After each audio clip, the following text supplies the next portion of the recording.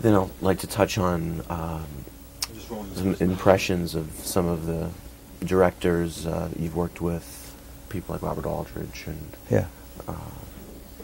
David Lean. Fine. But primarily focus on film.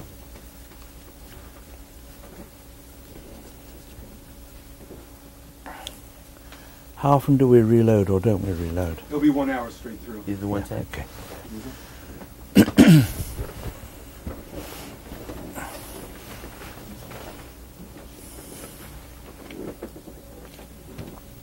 Carter, you could go out and do your shopping, sweetheart. It'll be an hour. Isn't it? Are you sure? You and Deb could take the car. Darling?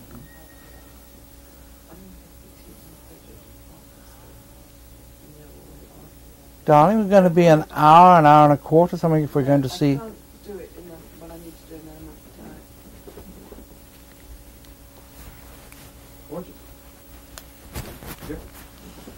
You okay? You ready? So Richard Attenborough, congratulations on your new feature film, Chaplin. Thank you, John. As well as your 50th anniversary in the motion picture business, which was starting as your appearance in Which We Serve, the David Lean, Noel Coward film, which we'll touch on a little bit later. Chaplin is an extraordinary biography. You've, of course, made several extraordinary biographical films. What was it that attracted you to this particular subject? Well, I don't read fiction very much. I read biography. I read history.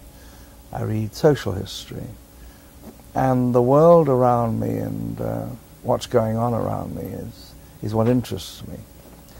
And I'm fascinated by the people who've changed our attitude towards accepted authority, accepted criteria in relation to the manner in which we conduct our lives in our supposed civilized society. I'm fascinated by those who've revealed things to us in terms of human relationship and the way we view each other's problems and so on.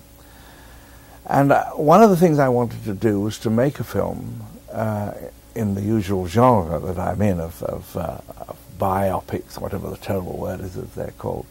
And I wanted to make a film about Thomas Paine. And I worked a long time, over 2 years, with a marvellous writer called Trevor Griffiths, who wrote Reds. And unfortunately, terrific script though it is, the deal that I had was with Universal.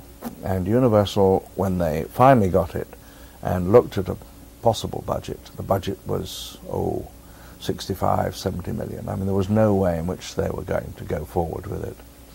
I mean, they knew what the subject was. They knew we'd got the American War of Independence and the French Revolution, so it wasn't going to cost a few bob, you know. It was going to be quite expensive, but nevertheless it was too much. And my partner in my company, a very old friend called Diana Hawkins, who had worked, well, we've worked together on and off for 30 years or so. She was as devastated as I was, and when we got back home to England, she decided to go into a corner for a couple of days, and we weren't quite sure what she was up to, but she apparently wrote down a number of things which interest me: biography, the movies, people who've affected our lives, etc., etc., etc. And then the following day, after she'd written these down, she was at a meeting, she told me, and she suddenly wrote down CC. And she read Charlie's autobiography. She read, whether she read them both, I'm not sure at that time, but she certainly read Charlie's autobiography. She read the definitive biography by David Robinson. And she wrote a 20-page outline, and she gave it to me. And it was one of the most marvelous presents I've ever had in my life. I couldn't believe why I hadn't thought of it before, you know. Because being, as I say, interested in biography and fascinated by my business, the business that I'm in, by the business that I've lived in for this half century, it seemed a natural. And yet I immediately thought, well, I suppose the reason that nobody's done it is that Charlie didn't want a movie made about it, and perhaps Una didn't want one made after he died. However, I'd met Charlie in the 50s, and as a result of that, he and Una asked if I would take Annie, one of their daughters, as a trainee on A Bridge Too Far, which is a picture I directed. And I did, and so I got to know Annie and her sister Vicky, and I rang the girls in Paris and asked them what they thought. And they repeated that Mummy had always said no, but they felt that there was perhaps a chance, since I knew Daddy, and Daddy was very sweet to me and very generous to me, and that Mummy could practically recite the screenplay of Gandhi, that perhaps I had a chance. Anyway, the great thing was to ask Geraldine. Geraldine was the boss. So I rang Geraldine, who I'd never met, oddly enough, in Madrid, and Geraldine said, well, I don't know, said, I mean, in theory the answer has to be no, but if anybody could persuade Mummy, I'm sure you probably could. Write to her. So I wrote to her. I got an immediate reply saying the answer was yes. And when I asked for an explanation, apparently in debate she'd said, well, somebody's going to make it sooner or later. Better to have someone make it who I know and who I think will do a truthful movie than leave it to chance. But she said there is one condition. So I thought, oh my God, it's going to be that, you know, her son is to play Charlie, or somebody else is to write the script, or whatever. Not a bit of it. The condition was that there were no conditions. She didn't want to know who was playing it. She didn't want to know who wrote the script or was going to write the script. She didn't want any part of it whatsoever. She didn't even, I think, want to see the movie, necessarily. No chapter of his life was taboo? None, nothing. And she said, look, I will try as well as I may to be objective, but I know it won't work. I know it'll be impossible. There will be things which subconsciously I will marginalize or accentuate, and they'll be wrong. You must make your film. But in furtherance of my desire that you should make a totally honest film and make your film, you can come to Vevey. You can come to the home, to the family home in Switzerland, and the archives are open to you. 18mm, 16mm, stills, scripts, anything you want, private letters, diaries, nothing was taboo. And so it was the most wonderful gift at the end of the day that Diana had given me. And we set about, it's taken us four and a half years, something like that. And the movie is the result of that idea of hers.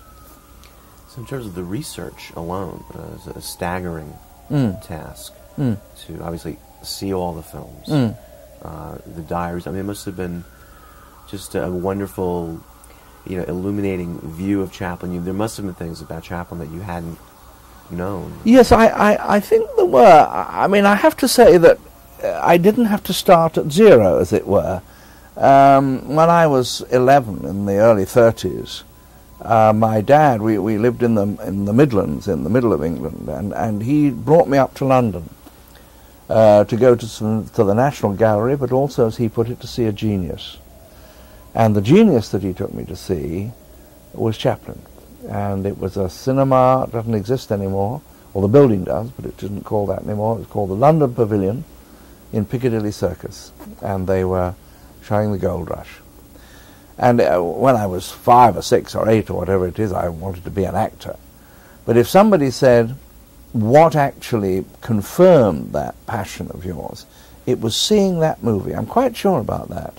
And I've said this over 20, 30 years. It isn't just related conveniently to this movie. And I remember crying with laughter. You know, I mean, laughing so much that I thought I couldn't watch the screen almost. You know? And then, of course, he made me really cry. And I thought, well, that's magic. I mean, that's extraordinary. That's incredible.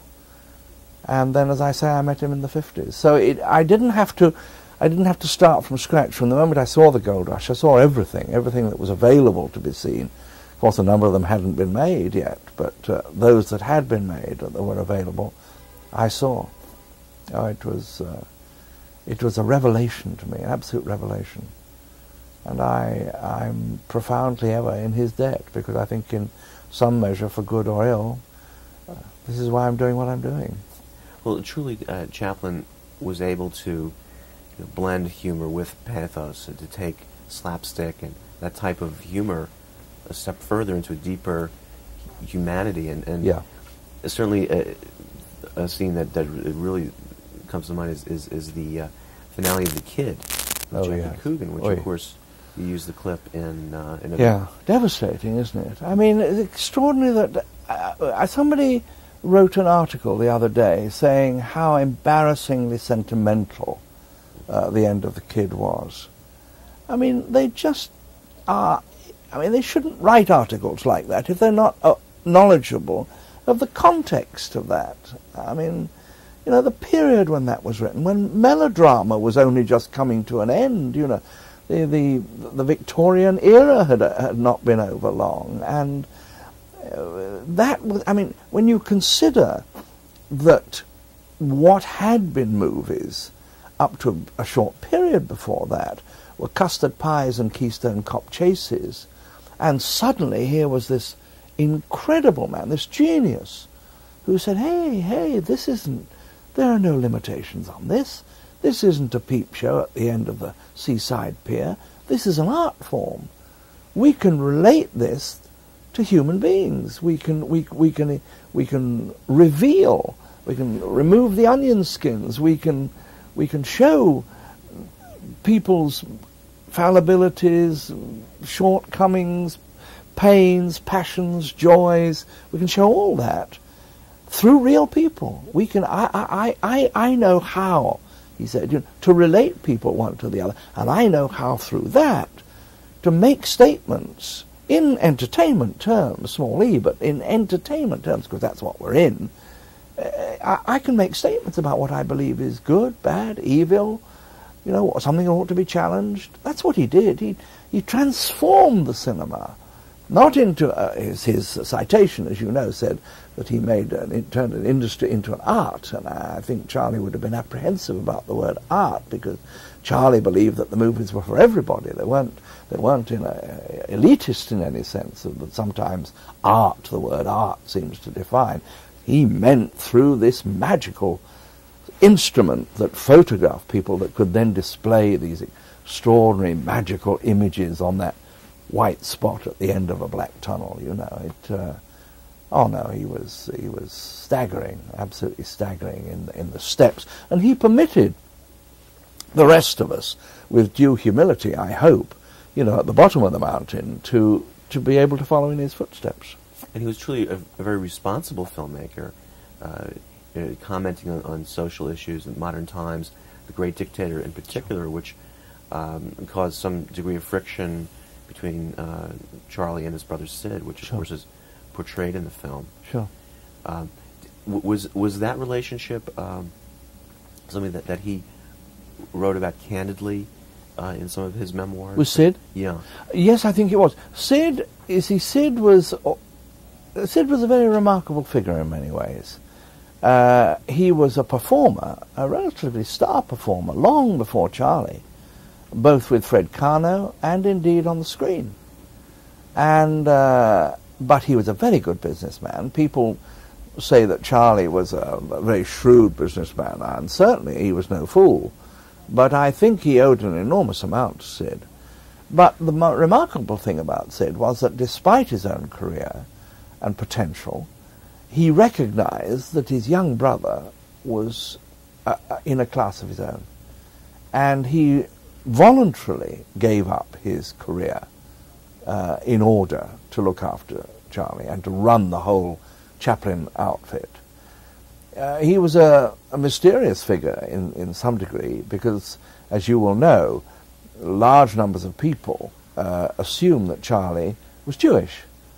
Charlie was not Jewish, although Hoover files, like a note. Thornstein, I think they had him down as, that Chaplin was a phony name, they said, that his real name, I think it was Thornstein, something like that anyway. But Sid was half Jewish. In other words, Charlie's mother was Sid's mother, but she obviously had an affair with somebody who was Jewish. So that I'm very fond of the scene in the movie where Sid, having badgered Charlie to go into talkies, to move into talkies, as many other people did. This was in the middle 30s. You must advance, Charlie. You mustn't be contained. You mustn't be go with the times. Yeah, can't think of the word I want. Constrained, by not going into movies. You must go into movies, into talkies. I mean, and Charlie, of course, finally gave in on a subject which was the Great Dictator, and Sid was furious with him because everybody said, don't make this film. Over 90% of Americans said that the United States should stay out of the war.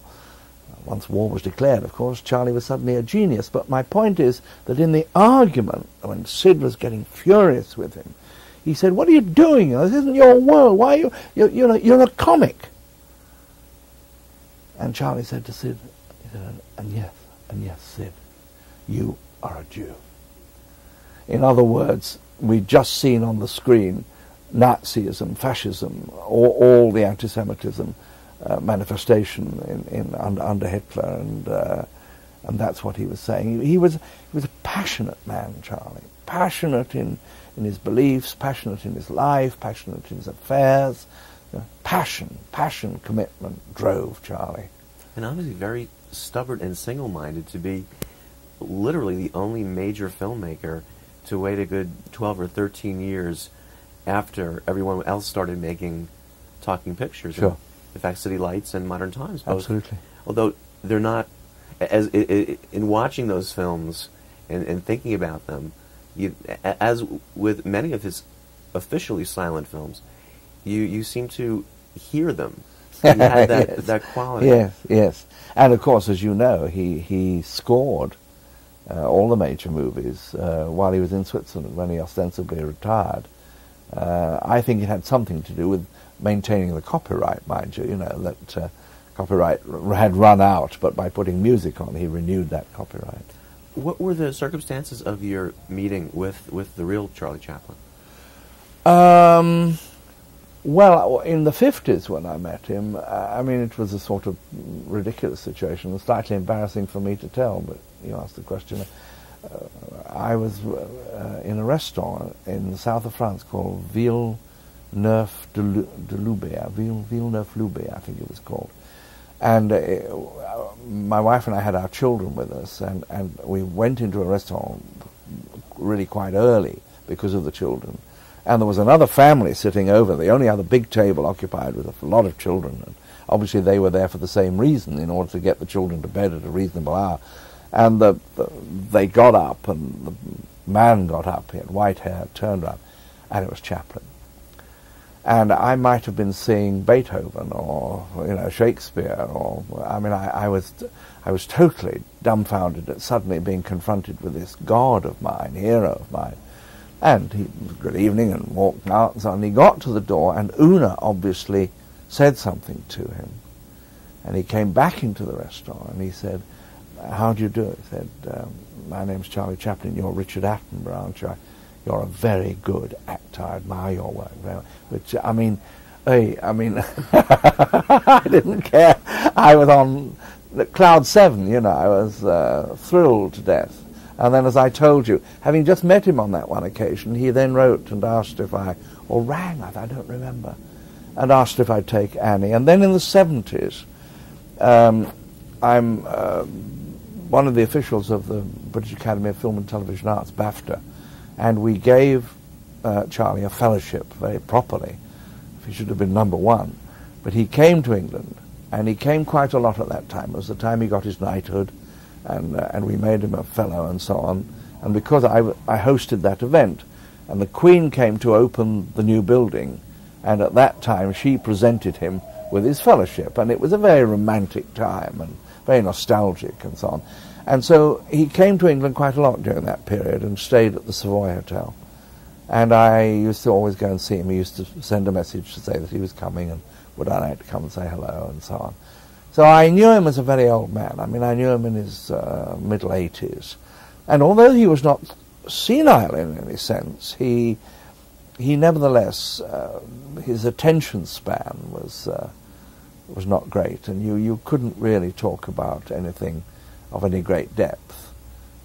He wanted to talk, he wanted to chat, except when Una left the room, and you'd be sitting with he and Una, and Una, I'd be talking to you, and Una would be sitting here maybe, and Una would get up and go into the bedroom or something.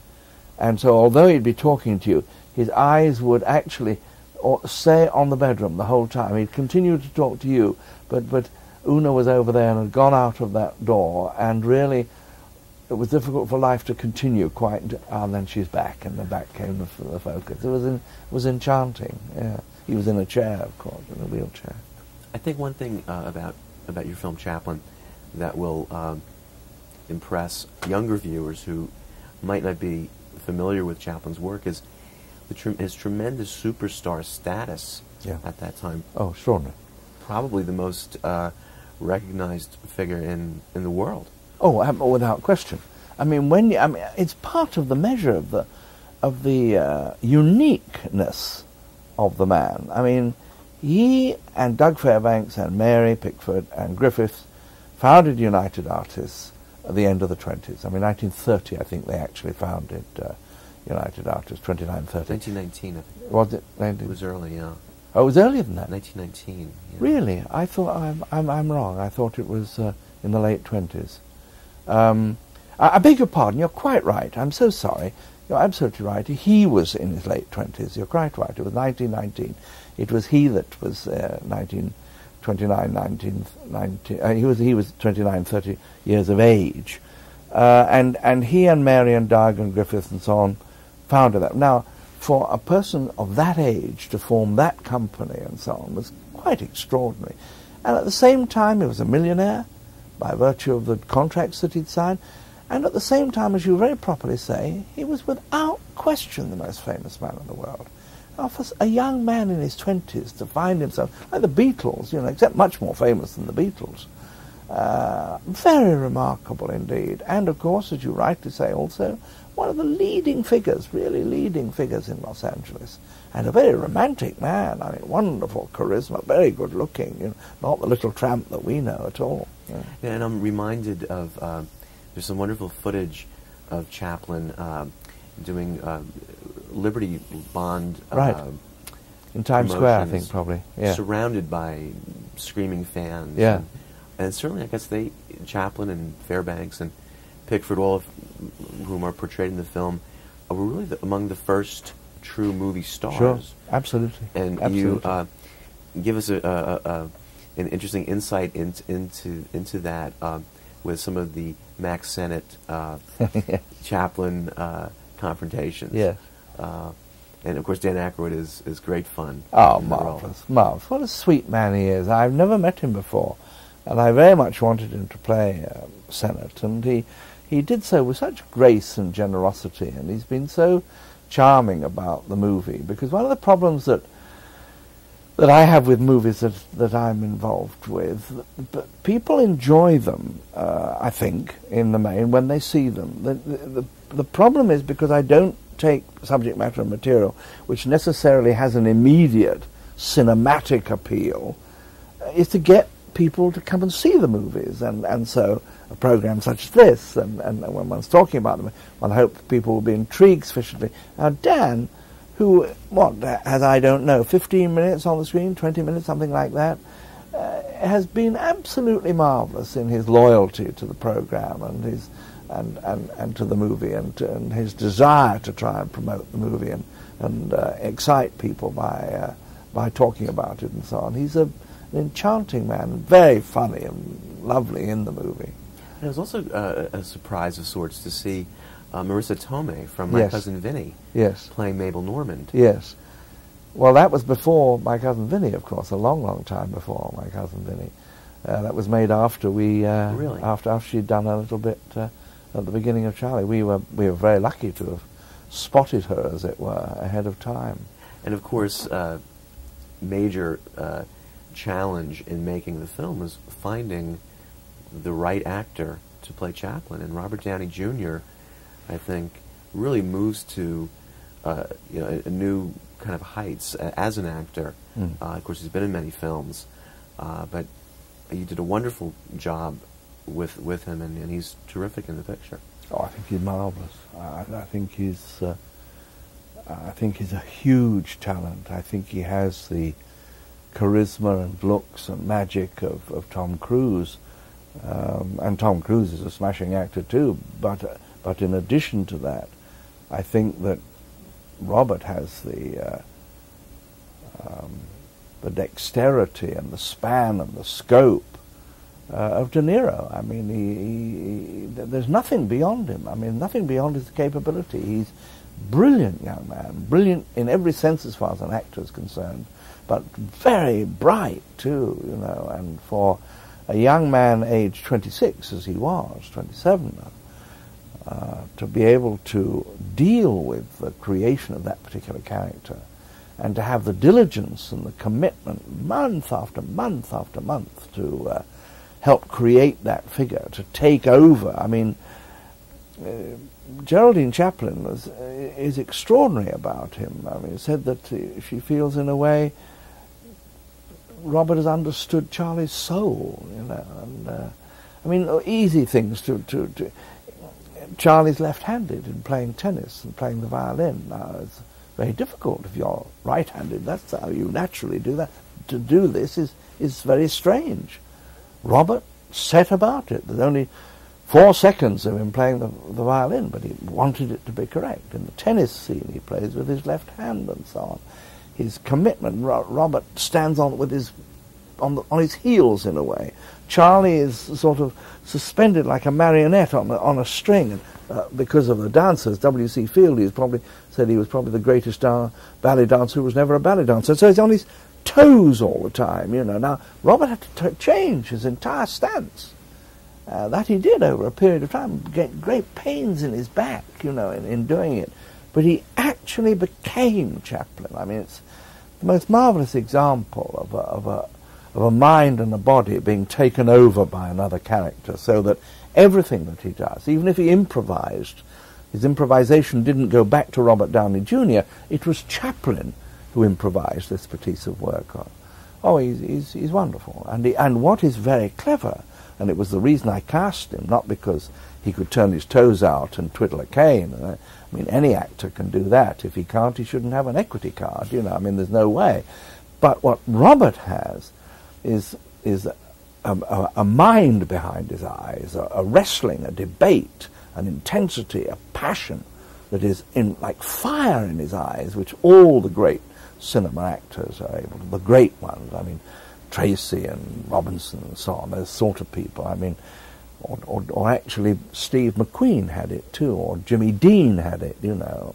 Those are the magic figures, and this is what Robert has. It's very difficult to convey greatness, to convey genius, and indeed to convey passion in all its forms, and that's what Charlie was. Charlie was a man of unqualified passion in everything, most of all in his work.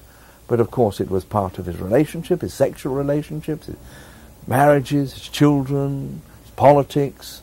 All of it was driven by an inside fire that Robert has created, and I think his performance is very, very remarkable. I really do.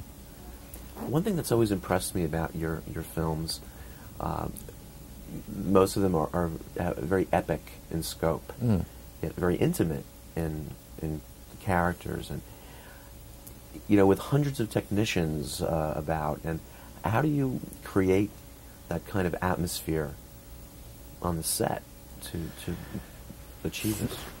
Actors, as you know, are shy, are certainly embarrassed, self-conscious when they're going to perform.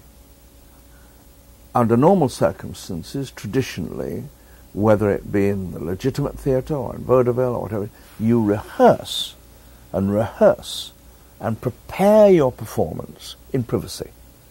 You prepare it at home, but you basically prepare it in rehearsal or in an empty theatre or whenever. You work until you say, now I'm at concert pitch, now I'm prepared to display myself, to bear myself in front of an audience, in front of a public. In the movies, you don't have that. In the movies, sometimes you do some rehearsal beforehand, but basically, you come onto the floor, and there and then, you have to show your wares. And you're not showing a painting or a piece of writing or a sculpture or something. It's your body, your persona, presented. So the most to start with, what a director has to do, if he cares about the actors as against the pyrotechnics, which is my scene. I'm a bit old-fashioned in the way that I make my movies. I'm not all that interested in the advance of the techniques and so on. What interests me is what the movie has to say and how it's said, which is, as far as I'm concerned, through a subjective view, as far as the audience is concerned, of the actors and the actresses telling their story, reacting in whatever way. So I work. I'm not a dictator. Well, I'm a friendly dictator. But I create an atmosphere on the floor where everybody feels that they're contributing. It's not the position of an auteur. I hold the baton. I conduct the orchestra. But I permit the double basses or the trombones or the timp or second violins or whatever, their own part. And particularly if it's a concerto, then I give the fiddle player or the piano player their place, as it were. But it is a group. And that group is the unit. 100, 120, 150 people. They all feel that they are there to contribute to the movie and that they have something to contribute. So that when the actor comes in and when he has to rehearse for the first time, he's rehearsing in front of 150 people who desperately want him to be good. There is an atmosphere of everybody is there. It's quiet. Nobody reading a paper. Everybody is there to help prepare the platform upon which that actor can reveal himself. Now, if that works, then you have a head start, because the unit, he knows he's playing before a good house.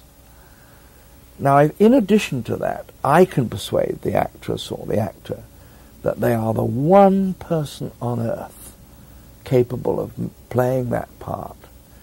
Then again, you release the embarrassment and you bring out, in terms of an actor's relaxation, as against a tightness with nerves, you have a relaxation.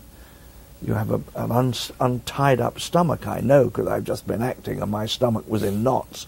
But you, by virtue of doing that, and by virtue of actually physically relaxing before you start, you allow your intuitive playing, cerebral it may be in some sense, but basically intuitive playing, you allow yourself to venture, to dare, to even risk failure in doing something magical. There's nothing that is constrained, nothing that is held back, because everybody and everything is for you. So that when somebody says to me, what do you love about making movies? I have no hesitation whatsoever. I know exactly what it is. That I want to say things. I want to express emotions. I want to campaign for this. I want to display my anger about that or whatever it is. Now, provided I can do it, and I must keep repeating this in entertainment terms, because we're not on a lecture platform or a political platform. We're in a mass entertainment medium. Provided I can do that, I do it through the actors. So it is working with the actors that I absolutely adore, and therefore if I take pride in my movies, in any sense, if I'm entitled to, it is by virtue of the overall standard of performance and the fact that Simon Ward, who played young Winston, or Tony Hopkins, who played the lead in Bridge Too Far and Magic, or Ben Kingsley in Gandhi, and now Robert Washington and Denzel Washington in Cry Freedom, and they're relatively unknown players who I, by virtue of my love of them, and I fall in love with them all. I mean, I'm passionate about them all, and bringing them together and giving them that opportunity is my excitement and my reward. And Kevin Kline, again, in Chaplin, plays another very famous figure, Douglas Fairbanks Sr. Yes, yes. Kev, as you know, played, as you just mentioned very kindly, Cry Freedom.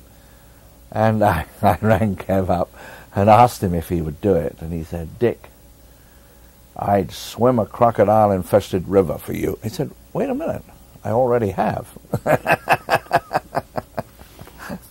Anthony Hopkins, who of course you've worked with on several occasions, plays a writer working with Chaplin on his autobiography in the film.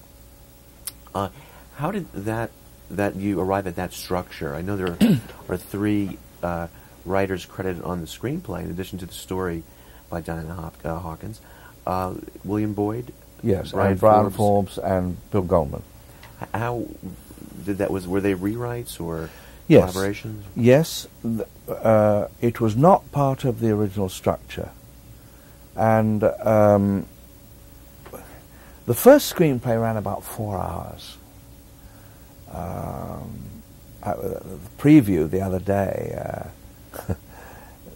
I've been, working with Steven Spielberg on Jurassic Park, and Steven said, "I'm coming to your preview." I said, "Oh my God, please don't come, Steven. I'll be much too nervous anyway." But no, he said, "I'm coming and I'm going to sit next to you and hold your hand, because I know what hell those occasions are."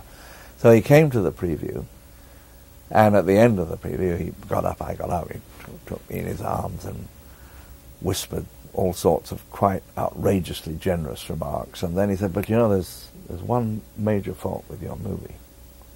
And I thought, oh dear, I'm sad, because I admire him and like him so much. I would love it to be unqualified, his pleasure and so on. He said, "Your movie is an hour too short."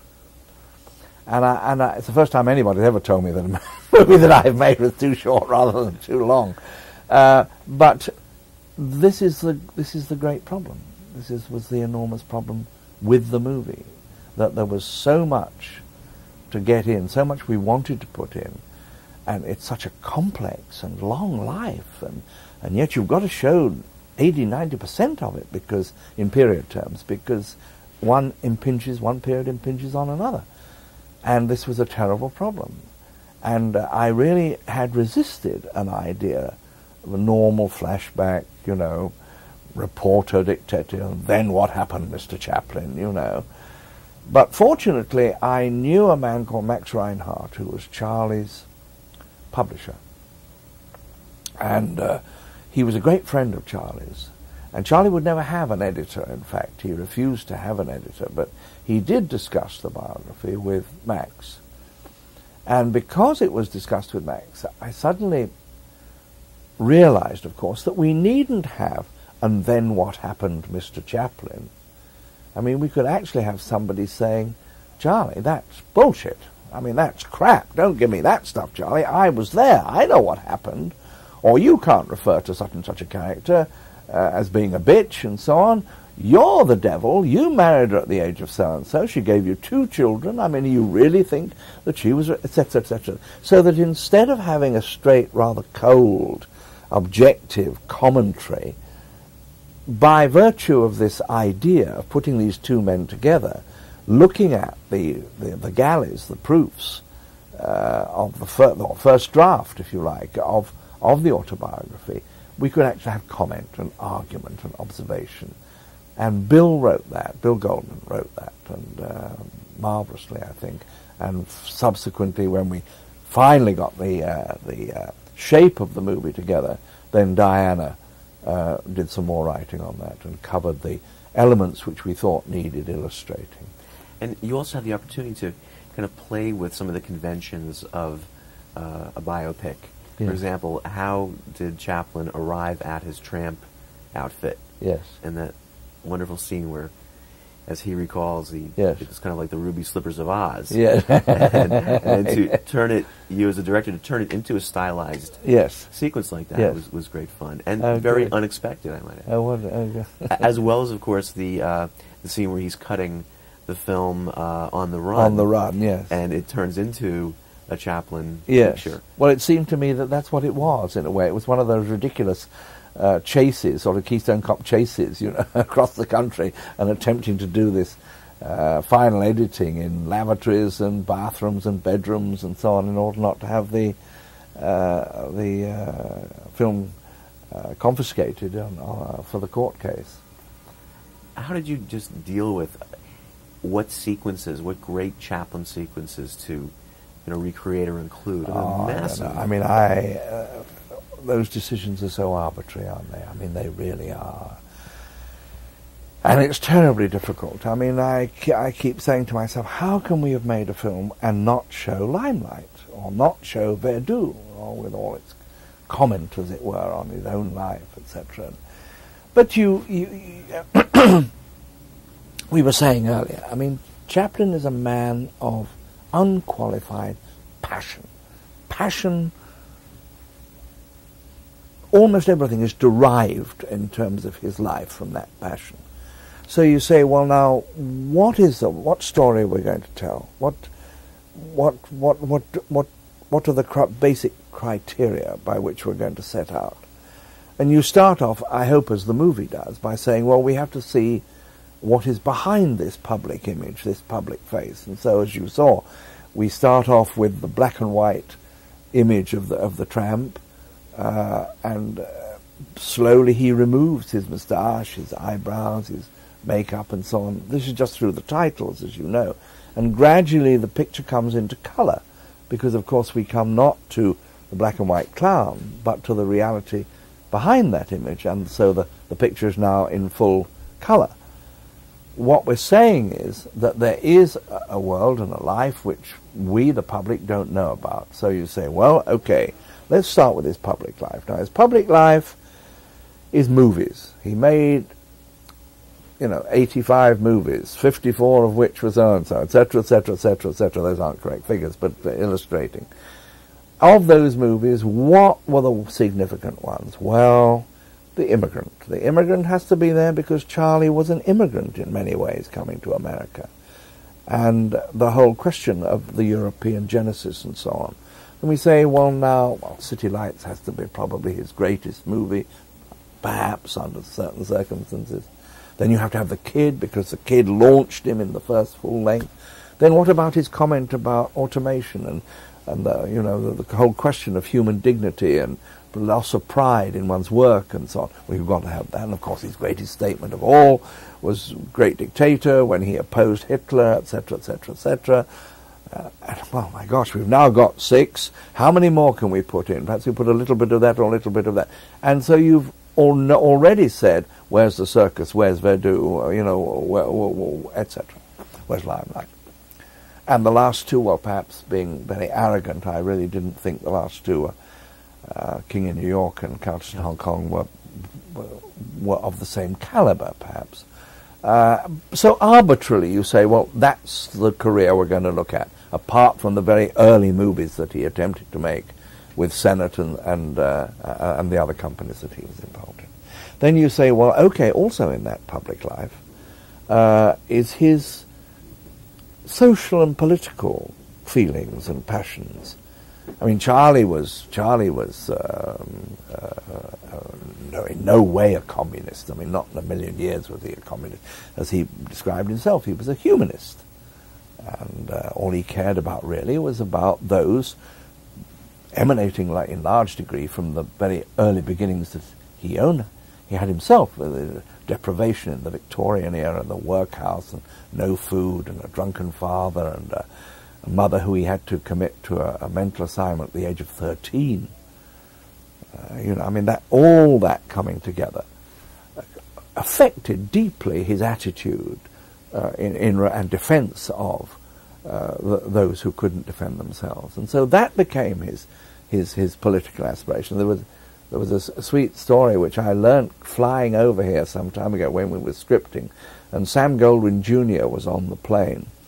And he told us the story that his father, the great Sam, was in fact interviewed by the FBI about Charlie. And they asked Sam Goldwyn, they said, was Chaplin a member of the Communist Party? And Goldwyn replied, no way. He said he was too mean to pay the dues. And Sam Goldwyn Jr. told us this, and we put it in the script, as you in the screenplay, as you probably well imagine, as you remember. But that was his public side. Now he went to his private side and said, well, what do we know?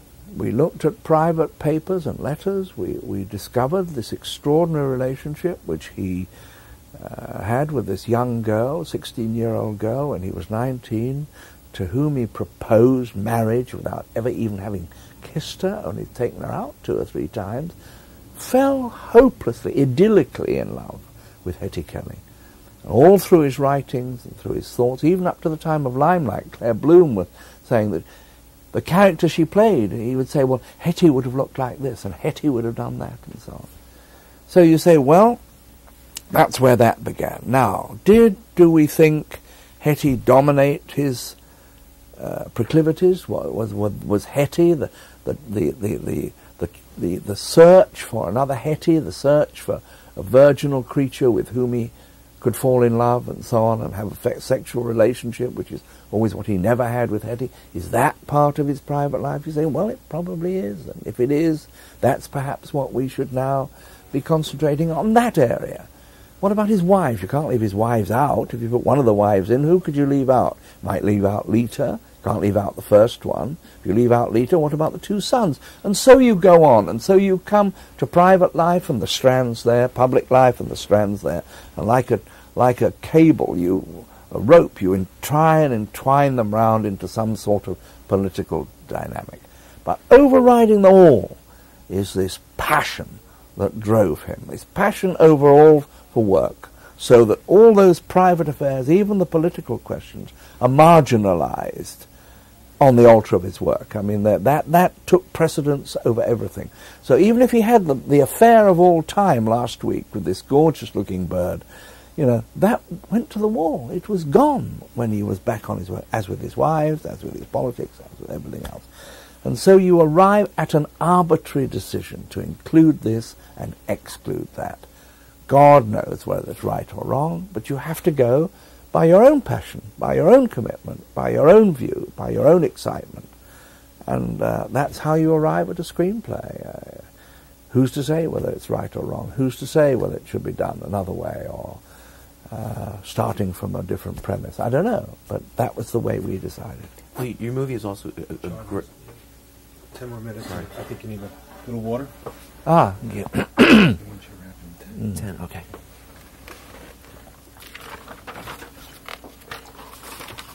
Thank you very much. Yeah. Terrific. Okay. Are we on, Ira? Yeah.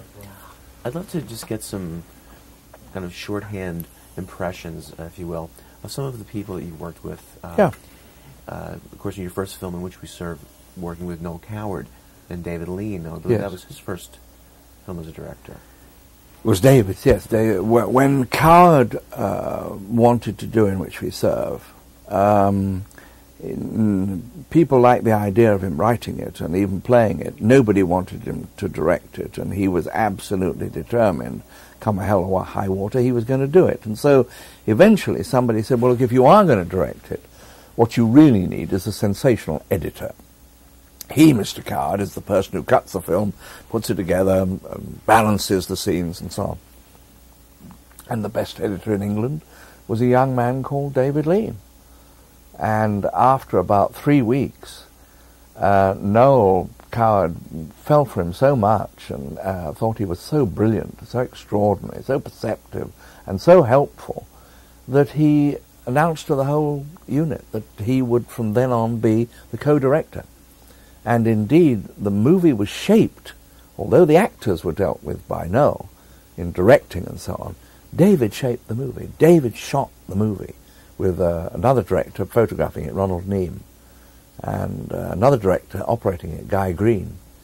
And who, of it course, was directed via Angry Silence. Who directed The Angry Silence? Picture, Absolutely. One of the pictures you Yeah. produced. Yeah. Steve McQueen, of course, working with him in The Sand Pebbles and The Great Escape.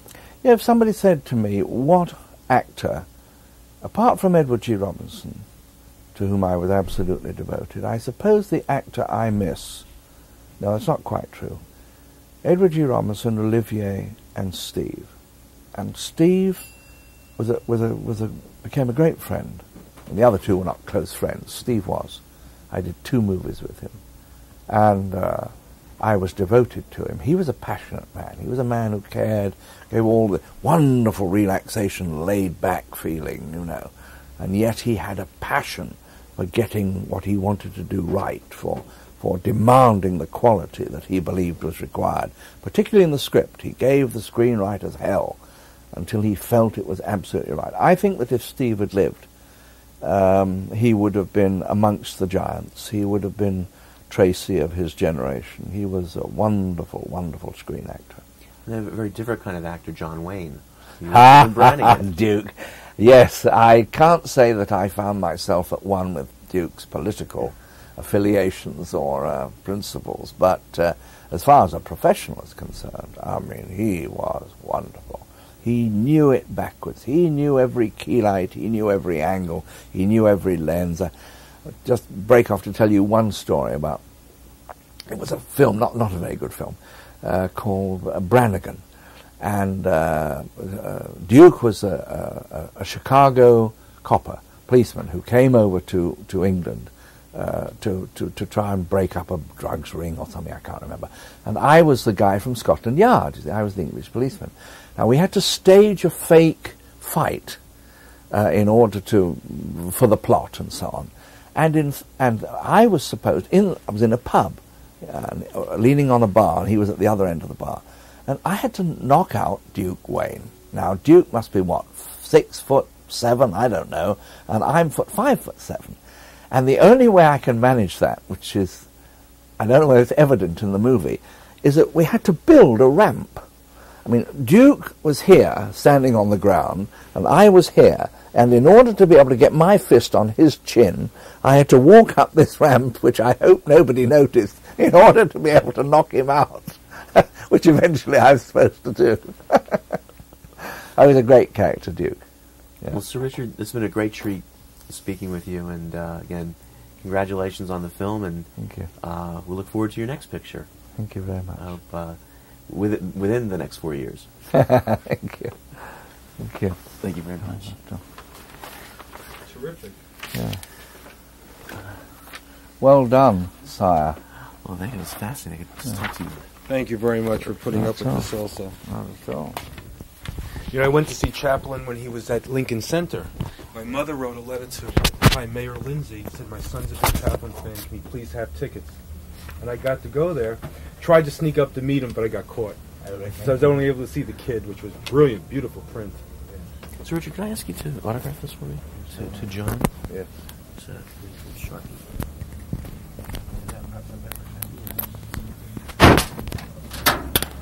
And I have the Chaplin poster downstairs. I'm dying to get the autograph.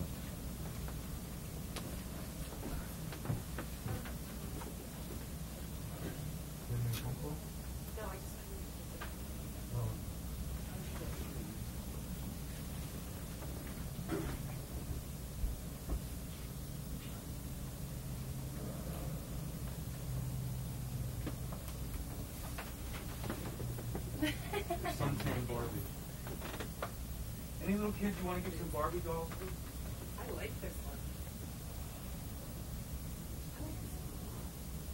So, I'm a real Barbie. All the toy companies sponsor my program. I'm always doing Christmas time. I say what the new toys are out, toy fair each year. Thank you so much. Oh. How many grandchildren do you have? 5. Oh, 5. How old? 7 to 2. The girls. Oh, how many girls? I have to think. 2 girls and 3 boys. 2 girls. I had different. Okay, wait. I get Robert Aldrich, too. Robert Aldrich. Nice. Were you involved on that film when William Wellman was the director? Because William Wellman was the original. No, I wasn't. No, not at all, Bob. Yeah. Lou Gossett.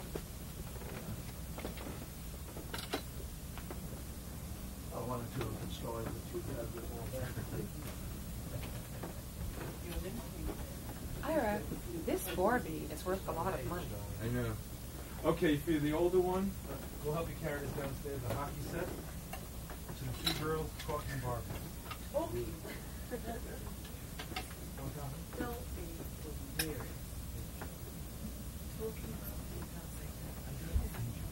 No, please. The toy company sent me this stuff.